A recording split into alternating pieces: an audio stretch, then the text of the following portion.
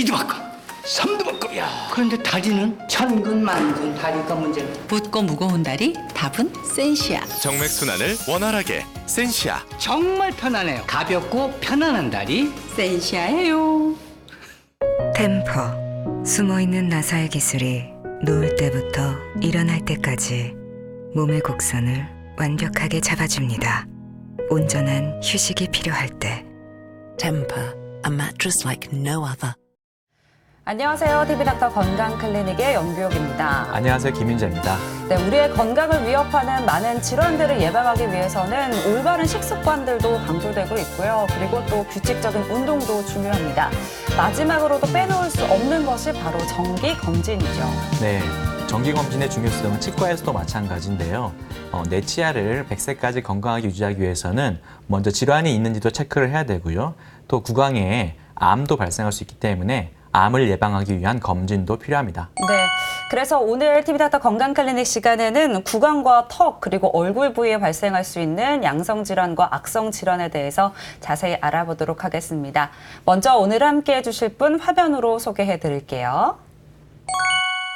과거에는 그저 오래 사는 것이 인류의 큰 과제였다면 여러 의료기술이 발전한 최근에는 건강하게 오래 사는 것이 새로운 목표가 됐다. 이를 위해서 우리 몸에 발생하는 모든 질환에 대한 관심이 높아지고 있지만 특히 치과 질환에 대한 관심이 급증하고 있다. 젊은 시절 제대로 관리하지 못한 치과 질환은 노년의 삶의 질을 크게 떨어뜨리기 때문이다. 단순히 오래 사는 것뿐만 아니라 이제 오래 잘 사는 것이 이제 진정한 의미의 100세 시대라고 생각을 하는데요. 이제 구강 내 질환의 유무 또는 이제 적절한 관리가 삶의 질과 크게 연관이 되어 있습니다. 그래서 구강 건강 상태가 좋지 않으면 이제 충분한 영양소 섭취가 또 제한이 되기 때문에 특히 고령의 환자에서는 이게 큰 문제가 될 수 있습니다. 건강하고 행복한 삶을 위해 반드시 건강하게 유지되어야 할 구강과 턱 그리고 안면부. 하지만 다른 질환들에 비해 검진이 잘 이루어지지 않는 탓에 구강악 안면부 대부분의 질환들은 상당히 진행된 상태에서 발견되는 경우가 많은데 게다가 많은 진료 과목 중에서도 치과를 두려워하는 환자들이 많다 보니 참다 견디지 못할 상태가 돼서야 병원을 찾기도 한다.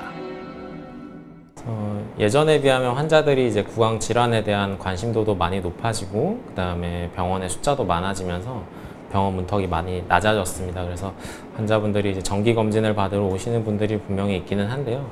여전히 이제 구강 검진율, 정기 검진율은 좀 높지는 않아서 상태가 많이 악화된 상태로 내원하시는 분들이 많습니다. 구강 질환에 대한 관심도가 낮은 것도 이제 이유이기도 하겠지만 치과 치료에 대한 공포나 두려움이 이제 또 큰 이유이기도 합니다. 이런 경우에는 치료 범위가 특별히 더 광범위해지거나 하는 경우가 많아서 실제로는 환자분들이 이제 더 힘들어지는 경우가 많거든요. 그래서 특히 이런 분들에 있어서는 이제 정기적인 구강 검진, 조기 검진이 오히려 더 중요하다고 생각을 합니다. 치과하면 보통 충치 치료나 사랑니 발치, 임플란트 등을 떠올리지만 치과에서 다루는 질환은 이보다 다양하다. 특히 일종의 물혹을 말하는 낭종이나 조직이 비정상적으로 증식한 양성 종양의 경우 그 발생 빈도가 적질 않다. 특히 이런 낭종이나 양성 종양의 경우 긴 시간 구강 내 건강에 큰 영향을 미치면서도 아무런 증상이 없는 경우가 많아 조기 발견과 치료를 위해 정기적인 검진이 더욱 중요하다. 낭종의 경우에는 저희가 환자분들에게 보통 물혹 또는 물주머니라고 표현을 많이 하고요. 발달성으로 생기거나 또는 이제 장기간 지속된 염증으로 인해서 발생을 하는 경우가 있습니다. 그리고 양성 종양의 경우에는 체내에 정상적으로 존재하는 세포들이 이상 증식하는 경우를 이제 저희가 양성 종양이라고 표현을 하고요. 크기가 작은 경우에는 두 가지 모두 이제 간단한 절제 수술을 통해서 치료가 가능하지만 이제 크기가 커지면 이제 전신 마취를 해서 제거하는 수술이 필요할 수 있습니다. 정기적인 검진을 통한 조기 발견과 치료하는 것이 중요한 구강악 안면 질환. 하지만 일반 진료 과목의 검진율이 약 75%에 달하는 것에 비해 치과 검진은 30%밖에 되지 않는 것이 현실인데 오늘 TV닥터 건강클리닉에서는 치과 전문의 임용빈 과장과 함께 치과에 발생하는 양성, 악성 질환들과 이를 예방하기 위한 정기 검진에 대해 알아본다. 네, 이 건강한 치아를 위해서는 이제 주기적으로 치과를 방문해야 된다고 하는데 사실 실천이 쉽진 않습니다. 이제 치과 가는 걸 두려워하는 분들도 굉장히 네. 많이 계시잖아요. 네, 저도 의사인데도 이제 치과 가는 건 굉장히 무섭거든요. 근데 이렇게 무섭다고 피하다 보면은 병을 키울 수가 있죠. 특히 구강이나 아간면에 질환이 발생하면은 삶의 질이 굉장히 떨어지거든요. 잘 먹지도 못하고 더 먹어도 맛을 잘 못 느껴요. 네, 맞습니다. 그래서 이를 예방하기 위해서는 치과에서도 검진이 굉장히 중요합니다. 네, 그래서 오늘은 구강과 턱 그리고 얼굴 부위에 발생할 수 있는 양성, 악성 질환에는 어떤 것들이 있는지 그리고 어떻게 치료하는지에 대해서 자세히 알아보도록 하겠습니다. 먼저 앞에서 영상으로 소개해드렸던 이용빈 과장과 함께하고 있습니다. 과장님 어서 오십시오. 네, 안녕하세요. 네. 저희가 이제 구강악 안면 부위, 그러니까 구강과 턱, 이제 얼굴 부위에 발생할 수 있는 양성 질환에 대해서 알아볼 텐데요. 양성 질환이라는 용어는 좀 많이 쓰긴 합니다. 제가 그냥 알고 있기로는 암은 아니다 이렇게 좀 인지를 하고 있거든요. 맞습니까? 네, 맞습니다. 저희가 보통 뭐 악성이다 아니면 양성이다라는 식으로 표현을 많이 하기도 하는데요. 암이라는 것은 이제 주변 정상 조직을 좀 공격적으로 파괴를 시키면서 성장을 하고 이제 신체 다른 부분으로도 전이가 되는 성질을 가지고 있는 것들을 얘기를 하고요. 이와는 다르게 암처럼 어떤 덩어리 형태를 갖추면서 자라기도 하지만 주변 정상 조직을 공격적으로 파괴시키면서 성장을 하거나 침범하지는 않고요. 전이되지 않는 성질을 가지고 있는 것이 양성 질환에 포함이 되겠습니다. 이런 양성 질환에서 가장 대표적인 것으로서는 이제 낭종과 양성 종양이 있습니다. 낭종은 보통 물옥이나 물주머니라고 저희가 표현을 많이 하는데요. 내부가 액체로 차 있고요. 주변 이제 피막 같은 형태가 싸고 있는 모양이 되겠습니다. 양성 종양의 경우에는 이제 체내에 정상적으로 존재하는 조직이 이제 과도하게 증식을 하면서 덩어리 형태를 만드는 것이다라고 생각하시면 되겠습니다. 이러한 양성 병소들은 대부분 천천히 성장하고 증상이 없는 경우가 많아서 보통 우연히 발견을 하시게 되거나 아니면 병소가 꽤 성장을 하고 난 후에 병원을 내원하시는 환자분들이 많습니다. 네. 네, 그래도 이렇게 양성 질환이라고 하면은 이제 생명을 위협하거나 그런 질환은 아니잖아요. 그런데 이제 이런 양성 질환을 앓고 계시는 환자분들이 많나요? 이제 그래프를 한번 보시면요. 네. 이 그래프는 구강 영역에 발육성 낭종이라는 진단을 받은 환자의 수를 나타내고 있습니다. 보시다시피 환자의 수는 꾸준히 증가해서 2017년에는 13,000여 명 이상의 환자가 발생을 하고 있고요. 이것은 이제 발육성 낭종이라는 이제 양성 질환의 일부인 발육성 낭종으로 진단받은 환자의 수를 나타내고 있기 때문에 다른 낭종이나 이제 양성 종양으로 진단을 받은 환자분들을 포함을 시킨다면 실제 환자 수는 더 늘어날 것입니다. 그래서 다음 그래프를 한번 보시면요. 이러한 양성 병소의 치료를 위해서 한 해에 3,500여 건의 이상의 수술이 시행이 되고 있습니다. 근데 크기가 작은 낭종의 경우에는 연관된 치아를 발치하면서 함께 제거되는 경우도 많기 때문에 마찬가지로 실제적인 숫자는 더 많을 것으로 예상이 됩니다. 또한 여기 그래프에서 보시면 외래 환자 수보다는 입원 환자의 숫자가 훨씬 더 높게 나타납니다. 제가 앞서 말씀드렸다시피 병소가 어느 정도 커진 이후에 병원을 내원하시는 분들이 많기 때문에 이제 이런 경우에는 입원과 그다음에 전신 마취를 동반한 수술적 치료가 필요한 경우가 많다는 것을 여기서 알 수 있습니다. 네. 이제 생각보다도 환자분들이 많은데 사실 이제 치과를 안 가는 분들도 있기 때문에 이제 드러나지 않은 환자의 수도 좀 있을 것 같습니다. 그러면 이제 양성 그 질환들 중에서 낭종에 대해서 먼저 알아보도록 하겠습니다. 앞에서도 살짝 이제 언급을 해주셨거든요. 이게 일종의 물옥, 뭐 물주머니 이런 거죠? 네, 그렇습니다. 낭종은 이제 그 종류에 따라서 특정 상피 세포가 막을 이루고 있고요. 그 내부의 조직액이나 염증성 이제 삼출물, 부산물 같은 것들이 차 있는 형태가 되겠습니다. 낭종은 신체 부위 어디에서든 발생을 할 수 있지만 저희 치과 영역에서는 치아와 연관이 되어서 이제 턱뼈 내부에 생기는 것이 가장 흔한 형태가 되겠습니다. 네, 낭종은 몇 가지로 분류할 수 있다고 하는데요. 먼저 발육성 낭종입니다. 말이 조금 어려운데요. 어떤 낭종인가요? 네, 치아는 이제 턱뼈 속에서 성장을 하다가 이제 어느 정도 성장을 한 후에는 구강 내로 맹출, 즉 이제 이가 나기 시작을 하는데요. 치아가 형성되는 과정 중에서 치아를 만드는 여러 종류의 세포들이 낭종으로 발달을 하기도 하고요. 형성 중인 치아를 감싸고 있는 정상적인 치아 주머니가 있습니다. 그런데 이것이 이제 낭종의 형태로 변화를 하기도 합니다. 그래서 이처럼 치아가 형성되는 과정과 연관이 되어서 발생하는 낭종을 저희가 발육성 낭종이라고 하고요. 그림을 보시면 엑스레이 사진상에서 이제 묻혀 있는 두 개의 치아, 네. 그리고 그 주변 머리 주변으로 둥글고 검은 형태의 병소를 보실 수가 있을 겁니다. 네. 이러한 발육성 낭종에도 많은 세부 종류가 있는데요. 그 중에 치아와 관련되어 가장 많이 발생하는 것이 함치성 낭종입니다. 치아가 포함이 되어 있다고 해서 저희가 함치성 낭종이라고 표현을 하고요. 사랑니나 아니면 매복이 되어 있는 과잉치와 연관이 되어서 많이 발생하는 편입니다. 엑스레이에서 이제 화살표로 표시된 부분을 보시면 매복된 아래 사랑니가 있고요. 네. 그 주변으로 이제 낭종이 관찰이 됩니다.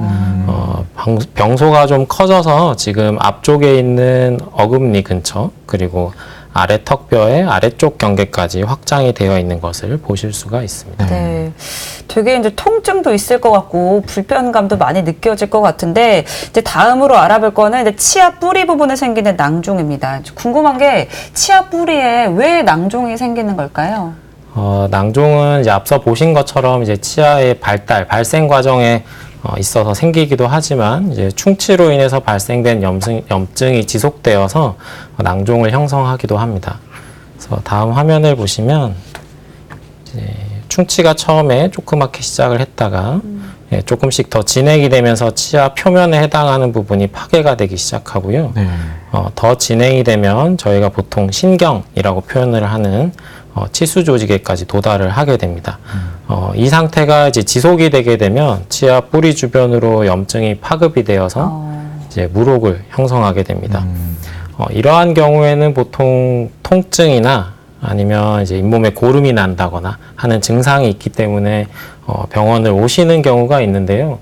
경우에 따라서는 이제 통증이나 증상 없이도 이런 병소들이 만들어질 수 있기 때문에 정기적인 내원을 좀 하셔야 될 겁니다. 네. 그리고 치아 뿌리 끝에 형성이 되기 때문에 치근단 낭종이라고 부르고 염증성 낭종에 해당이 되겠습니다.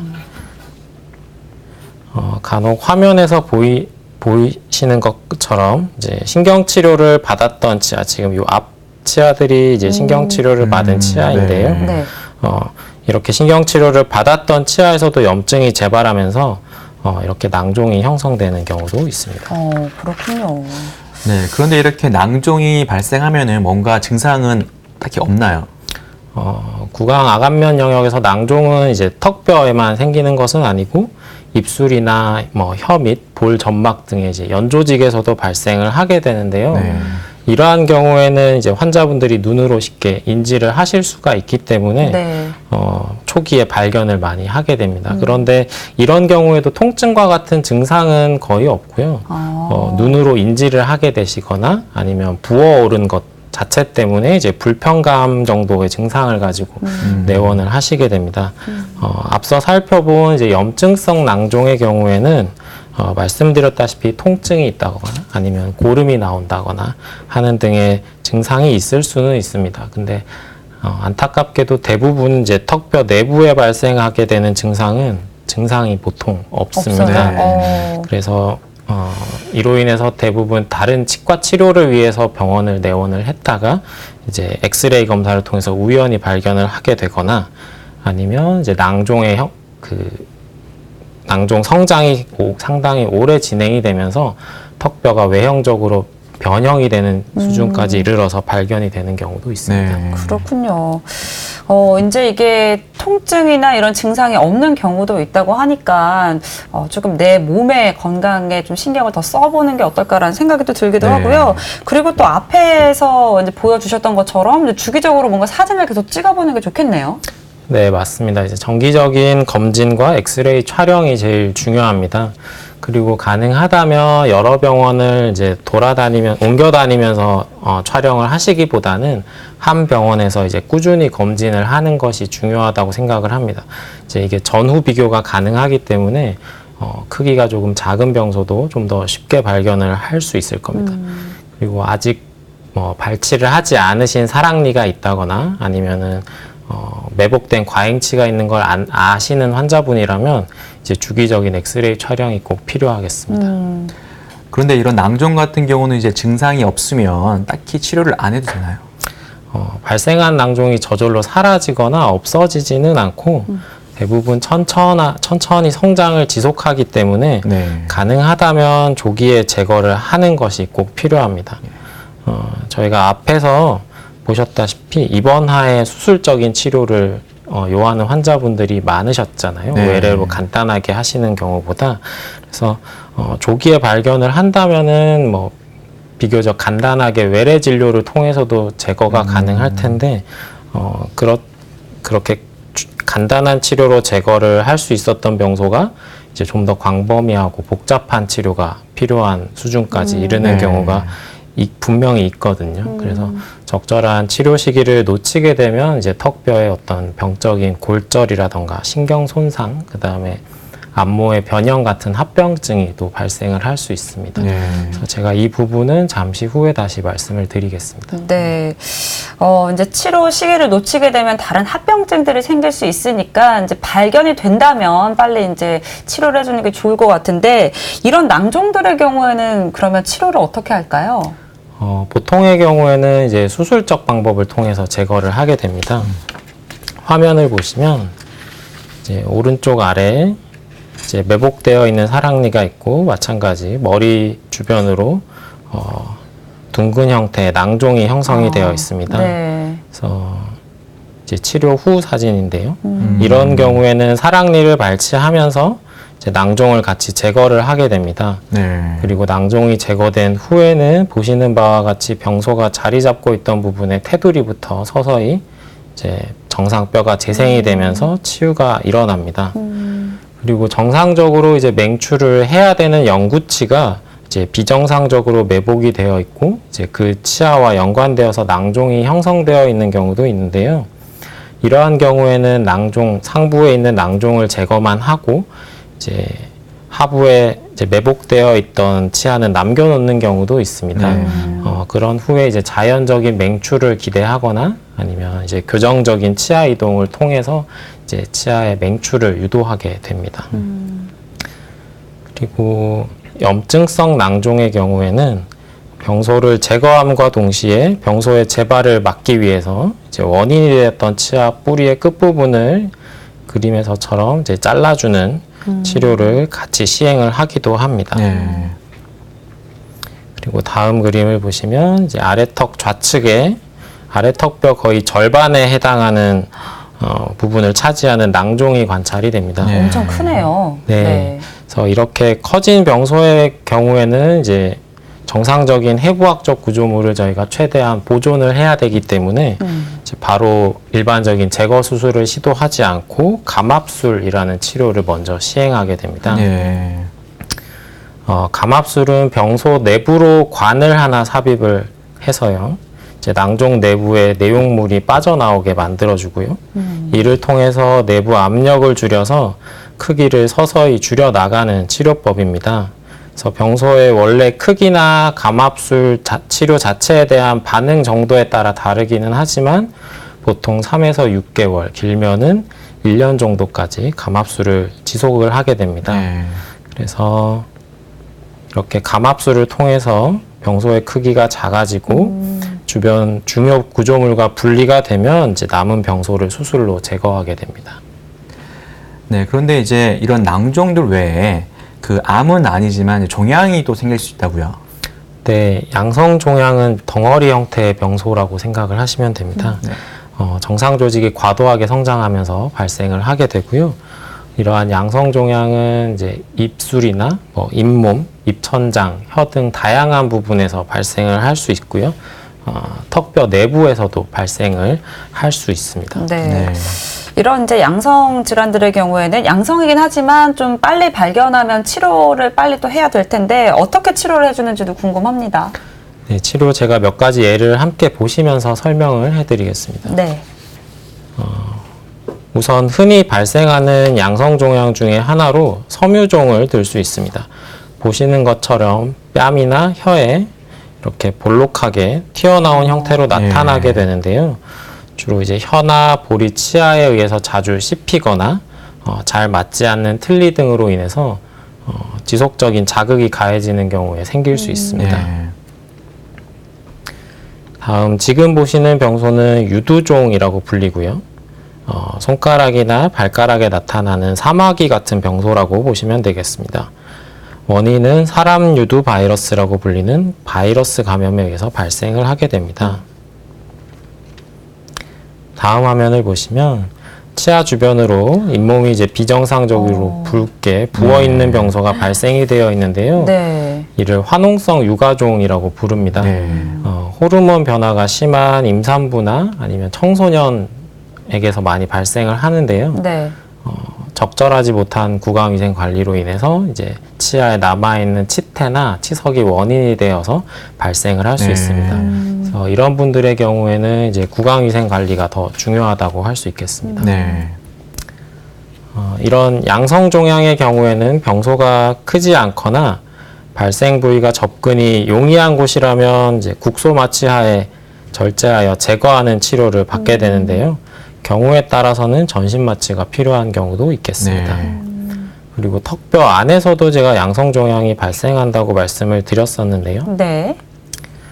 치아를 만드는 정상적인 세포에 이상이 생겨서 양성종양이 발생을 하기도 합니다. 엑스레이에 보시면 이제 오른쪽 가장 뒤쪽에 있는 어금니고요. 반대쪽하고 비교를 해보시면 높이의 차이가 나는 걸 아실 수 있을 겁니다. 네, 더 올라갔어요. 네. 네, 그래서 영구치 그 비정상적으로 지금 영구치가 묻혀 있는 상태고 이제 그 머리 하방으로 이제 하얗게 덩어리가 져 있는 것을 보실 수 있습니다. 이는 치아종이라는 양성종양이 발생을 한 것이고요. 치아의 정상적인 맹출을 지금 방해하고 있습니다. 그리고 또한 이처럼 치아에 붙어서 발생을 하는 경우도 있는데요. 이제 이렇게 하얗게 보이시는 부분이 이제 병소가 발생한 부분입니다. 그래서 치아 뿌리 표면에 정상적으로 존재하는 백악질이라는 구조에 이상이 생기면서 병소가 발생을 하는 겁니다. 그리고 이제 흔한 경우는 아니지만 이제 어린 나이에도 이제 턱에 양성종양이 발생을 하기도 합니다. 사진을 보시면 이 병소는 이제 성인에서도 나타날 수도 있고 소아에서도 나타날 수 있는데요. 이 병소는 양성임에도 불구하고 소아에 발생한 경우라서 성장 속도가 빨라서 이런 경우에는 조기 발견과 치료가 꼭 필요하겠습니다. 이런 양성종양의 경우에도 수술적 치료가 역시 시행이 되는데요. 보시는 것처럼 하얗게 보였던 양성종양 부분만 제거하고 묻혀있는 영구치는 정상적으로 맹출을 할 수 있도록 하기도 하고요. 이렇게 연관된 치아를 병소와 같이 제거하기도 합니다. 네, 이렇게 굉장히 다양한 종양이 이제 치아에서도 발견될 수가 있는데요. 응급실에 치통 환자들이 간혹 가다가 새벽 한 3, 4시쯤에 오시거든요. 이제 그런 경우에는 저희들이 이제 해줄 수 있는 게 이제 통증 치료 해드리는 건데 생각해보면 이런 어떤 질환들이 숨겨 있는 경우가 있을 수 있어요. 그래서 반드시 그런 경우에는 그 다음날 치과 반드시 진료하시고 정말 원인이 무엇인지 한번 생각을 해봐야 될 것 같습니다. 네, 이제 앞서 빨리 치료하지 않으면 합병증이 발생할 수 있다고 하셨는데요. 어떤 합병증들이 발생할 수 있는지 한번 알아보겠습니다. 먼저 골절의 위험이 있다고요. 네, 증상이 없는 경우가 많기 때문에 병소가 상당히 크게 성장을 한 후에 병원을 찾아오시는 분들이 있습니다. 그런 경우에는 주변 정상 뼈 조직이 굉장히 많이 파괴가 되어 있는 걸 볼 수 있는데요. 사진에서 보시는 것처럼 네. 예. 양성 종양에 의해서 골 파괴가 심해서 이제 턱뼈가 지금 아래쪽에 굉장히 얇게 남아 있습니다. 예. 이런 경우에는 아주 가벼운 충격에도 뼈가 부러질 수 있는데요. 네. 이러한 경우를 저희가 병적 골절이라고 합니다. 이러한 경우에는 이제 고정을 해줄 수 있는 정상 뼈 조직이 거의 남아있지 않다 보니까 네. 일반적인 골절 치료보다는 치료가 훨씬 어려워지고 복잡해집니다. 예. 수술의 범위가 광범위해지는 것은 물론이고요. 환자의 원래 교합, 즉 위아래 치아가 맞물리는 것을 이제 정상적으로 만들어주기가 더 어려워지게 됩니다. 예. 굉장히 또 심각해 보이는데 그리고 또 턱뼈나 얼굴 모양이 변할 수도 있다고 합니다. 네. 이게 이제 무록 때문에 얼굴 모양이 변한다는 것도 보통 일이 아닌 것 같은데요. 네, 화면을 보시면 양성 종양이나 낭종은 이제 그 종류에 따라서 정상뼈를 팽창시키거나 하면서 성장하는 것들이 있습니다. 네. 네. 그래서 팽창의 정도가 심해지면 이제 이렇게 보시는 것처럼 육안으로도 확인할 수 있는 수준의 안모 변형을 일으키게 됩니다. 예. 그 정도로 병소가 확대가 된 경우라면 이제 남아있는 정상 턱뼈가 충분하지 않기 때문에 치료가 더 어려워지게 됩니다. 이런 경우에는 이제 환자분들의 삶의 질도 심각하게 영향을 받을 수 있기 때문에 반드시 조기 발견이 필요하겠습니다. 네. 네, 그리고 얼굴에 일종의 구멍이 생길 수도 있다고요. 네, 이제 주로 병소와 관련되어서 감염이 발생한 경우에 이제 구멍이 발생을 할 수 있는데요. 네. 저희가 이것을 누공이라고 표현을 합니다. 다음 화면을 보시면 이제 턱뼈 안에서 염증이 발생하여 고름이 생기게 되면 이제 이것이 입안으로 뚫고 나오기도 하지만 이제 보시는 것처럼 피부를 뚫고 바깥쪽으로 네. 배출이 되기도 합니다. 이러한 안면부 누공은 이제 감염이 조절이 되고 원인이 되었던 치아나 병소가 제거가 되면 이제 자연적으로 치유가 되기도 하지만 누공의 크기가 크거나 오래된 경우에는 이제 보기 싫은 흉터가 남게 되거나 네. 아니면 누공 절제술이 동반이 되어야 하는 경우가 있습니다. 네. 생각보다 이제 생기는 증상들이 굉장히 많은데 네. 다음으로 알아볼 증상은 감각 이상입니다. 이제 말의 뜻을 유추해 보자면 뭔가 이제 느껴야 되는 감각들을 못 느끼는 뭐 이런 네. 상황을 말하지 않을까 싶은데요. 네, 맞습니다. 가장 흔한 경우로는 입술과 턱 끝 부분, 피부의 감각 이상이 발생을 할 수 있는데요. 치과 진료를 받으러 가셨을 때 마취가 된 기분이라고 생각하시면 네. 좀 이해가 쉬울 것 같습니다. 네, 경험이 있어요. 네. 네, 그래서 이 부분의 피부 감각을 담당하는 신경을 이제 하치조 신경이라고 하는데요. 이제 그림을 보시면 빨갛게 표시된 부분이 하치조 신경의 경로입니다. 이제 하치조 신경은 아래 턱뼈 내부로 주행을 하고 있어서 턱뼈 내부 신경에 인접한 부분에 이제 그림에서 보시는 것처럼 병소가 생기게 되면 이로 인해서 감각이 둔해지거나 이제 이상 감각을 느낄 수 있게 되고요. 병소가 신경과 닿아 있는 경우에는 이제 병소를 제거하는 수술을 할 때 이제 부득이하게 충격이 전달이 될 수 있습니다. 이런 경우에는 수술 후에 감각 저하나 이상을 초래하게 됩니다. 수술 전에 이미 감각 이상이 있는 경우에는 이제 수술이 성공적으로 시행이 되더라도 수술 후에 감각 이상이 지속이 될 가능성이 있습니다. 네, 그렇군요. 네, 지금까지 구강과 턱 그리고 얼굴 부위에 발생할 수 있는 양성 질환들에 대해서 살펴봤는데요. 양성이라고 해서 안심하지 말고 합병증들이 발생할 수 있으니까 발견되는 즉시 빠른 치료를 받는 게 굉장히 중요할 것 같습니다. 네, 맞습니다. 나도 모르게 낭종이나 양성종양이 발생할 수도 있기 때문에 지금까지 미뤄뒀던 치과 검진 꼭 받아봐야겠습니다. 네, 맞습니다. 저도 또 치과 안 간 지 한참 된 것 같은데 네. 꼭 방문을 좀 해봐야 네. 되겠다는 생각이 들고요. 이번에는 양성 질환과는 달리 발생하면 생명을 위협할 수 있는 악성 질환에 대해서 살펴보도록 하겠습니다. 먼저 이제 구강암입니다. 사실 뭐 우리 몸 어디에서나 암이 생길 수가 있는데요. 이제 구강암은 사실 조금 생소하게 느껴지는 것 같아요. 네. 구강암은 이제 전체 몸에서 발생하는 암 중에는 굉장히 낮은 비율을 차지하고 있기 때문에 생소하게 느끼시는 분들이 많을 거라고 생각을 합니다. 하지만 분명히 입안에서도 이제 암은 발생을 하고 일단 한번 발생을 하게 되면 이제 결과가 그렇게 좋지는 않기 때문에 미리미리 검진을 받으시면 좋을 것 같습니다. 구강암이 가장 많이 발생하는 부분은 혀이고요. 구강저라고 불리는 혀 밑이나 그 다음에 잇몸, 뺨 순으로 많이 발생한다고 알려져 있습니다. 네. 네, 입술, 혀, 편도에서도 암이 생길 수 있다고 하셨는데요. 어떤 암들은 여러 이유로 해마다 발생률이 높아지고 있는데요. 구강암의 경우는 어떤가요? 평균 연령이 증가하고 이제 화학 물질과 같은 발암성 물질의 노출이 늘어나면서 전체 암 환자 발생률은 완만하게 증가를 하고 있는 것 같습니다. 통계 자료에 따르면 구강암은 2015년에 3,300여 명의 환자가 발생을 했고요. 2005년에 2,200여 명과 비교를 했을 때 증가 추세에 있다고 할 수 있습니다. 그리고 전체 암 중에서 구강암이 차지하는 비율은 약 2에서 4% 정도로 알려져 있습니다. 네, 이제 2에서 4% 정도로 이제 차지를 하고 있고, 이제 그래프를 봤을 때 뭐 급격히 증가하지는 않아서 좀 다행이라는 생각이 들긴 하지만, 문제는 이제 생존율이 또 중요한 것 같습니다. 이제 구강암 예후는 좀 어떤 편인가요?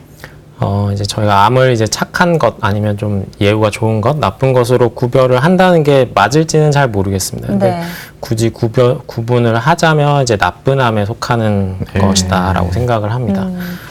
그래프를 다시 보시면요. 이 그래프는 시기별로 모든 암 환자분들의 생존율을 나타내고 있습니다. 초록색 선은 이제 전체 암종의 생존율 변화 추세를 보여주는 것인데요. 2011년에서 2015년 사이에 암 환자 생존율은 약 70%였습니다. 1993년과 95년 사이 기간에 이제 41%와 비교를 하면 상당히 개선된 수치를 보여주고 있습니다. 많이 증가했네요. 이것은 아마 수술과 항암 치료, 방사선 치료 요법이 이제 많이 발전한 덕분이라고 할 수 있겠습니다. 다시 그래프에 보시면 이제 주황색 선이 이제 구강암으로 진단을 받은 환자분들의 생존율을 나타내는 것인데요. 전체 암 환자 생존율과 마찬가지로 예전에 비해서는 이제 생존율이 많이 증가했습니다. 최근에는 약 64%의 생존율에 이르렀지만 이제 전체 암 생존율과 비교했을 때는 분명히 차이가 있습니다. 그렇네요. 또한 이제 구강암은 그 발생 부위의 특수성으로 인해서 환자분들이 좀 많은 어려움을 겪게 됩니다. 구강암으로 수술받은 환자분들의 경우에는 이제 혀나 치아와 같은 음식 섭취에 필수적인 이제 정상 조직들이 손상을 받을 수밖에 없기 때문에 이제 다른 곳에 생긴 암에 비해서는 음식물 섭취에 큰 장애가 발생을 하게 됩니다. 보시는 것처럼 이제 다수의 치아를 잃어버리게 되는 경우도 발생을 하고요. 이제 이로 인해서 이제 영양분 섭취가 부족해지고 이어지는 삶의 질 저하는 환자에게는 매우 큰 고통이 됩니다. 계속 악순환이 되는 거네요. 그렇죠? 그래서 또한 병기가 좀 진행이 된 구강암의 경우에는 이제 수술적 치료 이후에 이제 방사선 치료를 받게 되는 경우도 있는데요. 방사선 치료를 받게 되면 이제 구강 내로 침 분비가 저하되면서 구강 건조증 그리고 구내염이 잘 발생을 하게 됩니다. 그리고 침 분비가 저하되면 이제 구강 내 자체적인 세정 능력도 떨어지기 때문에 충치의 발생도 증가를 하게 돼서 이제 음식물 섭취가 어려워지는 악순환이 이제 계속 이어지게 됩니다. 갑자기 궁금한 게 이제 구강암이 다른 암보다 생존율이 떨어지는 이유가 그 초기 발견이 늦어져서일까요? 아니면은 치료가 어려워서일까요? 최근에는 이제 구강암에 대한 이제 연구가 계속 이루어지고는 있고, 그 다음에 전체 암에 대해서 이제 유전자 연구라던가 이런 것들이 많이 진행이 되고 있는데, 구강암에 있어서는 상대적으로 그런 연구가 조금 부족하고 실제적으로 결과도 많이 좋지는 않습니다. 상대적으로 봤을 때. 그래서 아마 그런 부분들이 이제 생존율하고도 조금 연관이 되는 것 같고요. 약간 방치를 하시는 경우도 많이 있습니다. 그래서 조금 진행이 된 후에 내원을 하시는 경우가 많아서 전체적인 생존율이 이제 상대적으로 떨어지는 부분이 있지 않나라고 생각합니다. 그래서 아주 초기에 발견하면 그래도 치료가 어느 정도 가능할까요? 아주 초기에 발견을 하게 되면 이제 간단한 절제 수술 정도만으로도 충분히 이제 치료가 좋아질 수 있다고 생각합니다. 네. 사실 이제 입 안에 건강을 좀 신경을 안 쓰기 마련이잖아요. 오늘 이 방송을 보시고 더 많이 이제 구강에 대한 관심도 기울여 주셨으면 좋겠습니다. 네. 그런데 이렇게 구강에 암이 발생하면 어떤 증상이 있나요? 이제 다른 암들은 딱히 암이 발생해도 증상이 없는 경우가 많잖아요. 맞아요. 네, 구강암은 보통 눈으로 쉽게 발견이 되기 때문에 초기에 발견을 할 수 있다는 장점이 있기도 한데요. 네. 실제적으로는 환자분들이 식사를 하실 때만 불편을 느끼는 경우가 많아서 네. 이제 별거 아니겠지, 그냥 단순히 입안에 염증이 좀 생겼겠지 정도로 치부하고 넘어가시는 경우가 많이 있는 것 네. 같습니다. 그래서 치아가 갑작스럽게, 정상적이었던 치아가 갑작스럽게 좀 많이 흔들린다거나 입안에 상처가 났는데 2주에서 3주 이상이 지나도 낫지 않고 지속이 된다거나 잇몸에 덩어리 같은 것이 생기면서 갑작스럽게 출혈이 발생한다거나 하는 증상이 있을 수 있습니다. 네. 그래서 또한 이제 틀니를 끼시는 경우에 있어서는 이제 시간이 지나면서 틀니는 원래 잇몸하고 약간씩 안 맞게 되는데요. 아. 그런 부분에서 상처가 발생을 하고 이제 틀니에 의해서 지속적으로 자극이 가해지면 그런 부분에서도 이제 구강암이 발생을 할 수 있습니다. 그러니까 이제 평소에 좀 느꼈던 이런 증상들과는 확연히 좀 다른 증상들이 보인다면 이제 치과를 빨리 방문하시는 게 중요할 것 같고요. 네. 그러면 이제 구강암의 경우에는 진단과 치료를 어떻게 하는지 좀 알아보겠습니다. 저희가 그나마 다행인 것은 제가 말씀드렸다시피 이제 신체 다른 부분에 비해서 눈으로 환자분들이 직접 확인을 하실 수 있기 때문에 발견이 좀 용이하다는 장점이 있습니다. 네. 신체 내부 장기들은 이제 CT나 MRI 같은 이제 영상들을 꼭 찍어야 확인이 가능을 하지만 구강암의 경우에는 환자뿐만 아니라 의사도 직접 눈으로 확인을 할 수 있고 이제 촉진을 해볼 수도 있습니다. 그렇지만 이제 대부분 진단은 이제 조직 검사를 통해서 진행을 하게 되는데요. 조직 검사도 이제 특별히 어려운 과정이 필요하지는 않습니다. 그래서 물론 정확한 치료 계획을 위해서는 이제 진단을 받으신 경우에는 CT나 MRI와 같은 이제 영상 촬영이 꼭 필요하고요. 네. 치료는 보통 수술적인 치료가 구강암에 있어서는 우선적으로 아직은 고려가 되고 있습니다. 1차적인 발생 부위에 대해서 광범위한 절제술을 시행을 하고요. 안모의 변형이나 이제 저작 기능의 상실 같은 것들을 이제 최소화하기 위해서 팔이나 다리 아니면 가슴과 같은 신체 다른 부위에서 조직 이식술을 같이 시행하기도 합니다. 그리고 이제 수술 후에는 필요에 따라서 항암 치료나 방사선 치료를 받으시게 됩니다. 네, 그런데 구강암이 되기 전에 그 전암 단계가 있다고 합니다. 먼저 백반증이 있을 수 있는데요. 하얗게 뭐 점이 생기는 그런 상황인가요? 네, 구강암은 이제 발생하기 전에 이제 특징적인 병적 소견을 동반하는 경우가 있습니다. 이를 암으로 이행될 가능성이 있는 전 단계라고 해서 저희가 전암병소라고 부르는데요. 정상적인 점막이나 조직보다 더 높은 확률로 암이 발생을 할 수 있기 때문에 전암병소가 확인이 되셨다면 이제 세심한 관찰과 치료가 필요합니다. 사진을 보시면 가장 대표적인 전암병소는 백반증입니다. 네. 하얀 반점과 같은 병소를 말하는데요. WHO 정의에 따르면 이제 문질러도 사라지지 않고 이제 다른 질병으로 정의되지 않는 백색 병소라고 정의가 되어 있고요. 네. 정상적인 구강 점막은 핑크색 또는 이제 붉은색인데 백반증의 경우에는 이제 사진에서 보시는 것처럼 하얗게 변하게 됩니다. 네. 네, 하얗게 보인다고 해서 모두 백반증인 것은 아니고요. 네. 입안에서 이제 곰팡이균이 자라는 캔디다증이라든지 아니면 이제 각질층이 두꺼워지는 과각화증 이런 병소들이 있을 수 있습니다. 이런 병소들도 마찬가지 하얗게 보일 수가 있기 때문에 이제 의심이 되는 병소가 있다면 이제 전문가의 진단을 받아보실 것을 권해드립니다. 네, 이제 감별이 필요할 것 같고요. 근데 이렇게 하얗게 생기는 거 말고도 좀 이렇게 빨갛게 되는 것들도 있다고 하는데요. 어떤 경우일까요? 네, 말씀해 주신 것처럼 점막이 하얗게 변하는 것 외에도 사진에서 보이시는 것처럼 이제 비정상적으로 붉게 변하거나 아니면 결절이 발생하는 경우도 있습니다. 이를 홍반증이라고 부르는데요. 때로는 이렇게 붉게 변한 반점 사이로 아까 보셨던 것처럼 흰색 반점이 이제 네. 동반이 되는 경우도 있고요. 네. 이런 홍반증의 경우에는 일반적으로 암으로 이행이 될 수 있는 확률이 백반증보다 훨씬 더 높기 때문에 네. 더욱 주의 깊은 관찰이 필요합니다. 네, 그렇군요. 그럼 이런 경우에는 대부분 암이 되나요? 백반증이나 홍반증이 모두 암으로 가는 것은 아니지만 정상적인 경우보다는 이제 암으로 이행되는 확률이 높기 때문에 이제 주의 깊게 관찰하고 정기 검진을 필수적으로 받으셔야 되고요. 네. 연구에 따라 다르기는 하지만 백반증은 3에서 6% 정도, 최대 한 15% 정도까지는 암으로 이행할 수 있다라고 알려져 있고요. 네. 특히 혀에 생기는 설암의 경우에는 이제 설암의 95%에서 백반증을 동반한 것으로 알려져 있어서 주의가 필요합니다. 네. 그리고 홍반증은 백반증보다 암 발생 확률이 훨씬 더 높습니다. 그래서 절제하고 조직 검사를 해보면 약 90% 이상에서 이제 초기 암이라든지 아니면 암 직전까지 변화한 상태를 확인할 수 있었습니다. 네.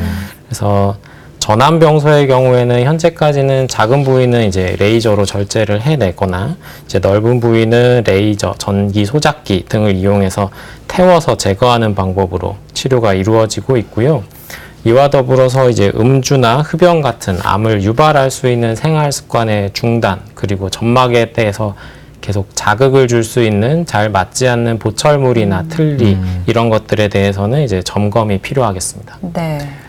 네, 그런데 이렇게 암은 빨리 발견할수록 생존율이 높아지는데요. 그렇죠. 구강암의 경우는 어떤가요? 환자분들 그 암이 빨리 발견되는 편인가요? 앞서 말씀드렸다시피 이제 초기에 가벼운 증상이 있을 때에는 이제 심각하게 생각하시지 않는 경우가 많아서 네. 실제로 보면 이제 병소가 좀 커진 이후, 진행이 된 이후에 병원을 내원하시는 분이 더 많은 것 같습니다.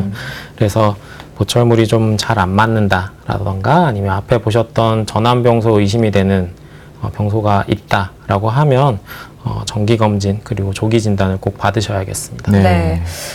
이제 오늘 이야기를 들어보니까 정기검진이 얼마나 중요한지 다시 한번 깨달을 수 있었는데요. 네. 우리 몸의 다른 부위에도 관심을 갖는 것처럼 구강 내에도 좀 관심을 많이 가지셔야 될 것 같습니다. 과장님, 마지막으로 정리 말씀 부탁드리겠습니다. 네. 입과 턱 주변은 이제 생리적인 기능뿐만 아니라 심리적으로도 매우 중요한 부분입니다. 치료를 받지 못하고 방치되어 있는 양성질환이나 진행된 구강암은 이제 음식을 씹고 삼키고 말하는 등의 이제 필수적인 구강 기능이 손상이 될 수 있고요. 이를 원상복귀시키는 것은 매우 어려운 일입니다. 또 얼굴의 외형 손상도 가져올 수가 있기 때문에 이제 이로 인해서 치료 후에도 많은 분들이 이제 사회생활로 정상적으로 복귀하시는 것에 어려움을 많이 느끼게 됩니다. 그에 따라서 어떤 자존감의 하락이라던가 우울증이라던가 이런 심리적인 문제도 같이 발생을 할 수 있습니다. 인간의 수명이 이제 길어짐에 따라서 건강한 신체를 가능한 오래오래 유지하는 것도 필수적인 요소가 되었습니다. 단순히 이제 오래 사는 것이 아니라 높은 삶의 질을 유지하면서 사는 것이 더 의미가 있다고 생각을 합니다. 치과 영역에서 발생하는 구강질환은 앞서 보신 것들처럼 삶의 질을 크게 떨어뜨릴 수 있습니다. 근데 이런 질환들은 이른 시기에 발견될수록 더 나은 치료 결과를 가져올 수 있기 때문에요. 정기적인 검진을 통해서 조기에 발견하시고 적절한 치료를 받는 것이 매우 중요하다고 말씀드릴 수 있겠습니다. 네, 오늘은 구강과 턱 그리고 얼굴 안면 부위에 생길 수 있는 악성과 양성 질환에 대해서 알아봤습니다. 과장님, 오늘 말씀 감사합니다. 감사합니다. 네, 사실 저는 이제 치과나 구강 안면외과라고 하면 뭐 치아가 상하는 거, 뭐 사랑니 아니면 임플란트 뭐 이런 것들만 생각을 했었는데 생각보다 우리 입안에 발생할 수 있는 질환들이 굉장히 다양합니다. 네. 근데 너무 크게 걱정하지 마시고요. 이것만 기억하면 될 것 같아요. 구강이나 턱, 얼굴에 질환이 발생하면 먼저 치과를 방문해서 검진을 받아보시면 될 것 같습니다.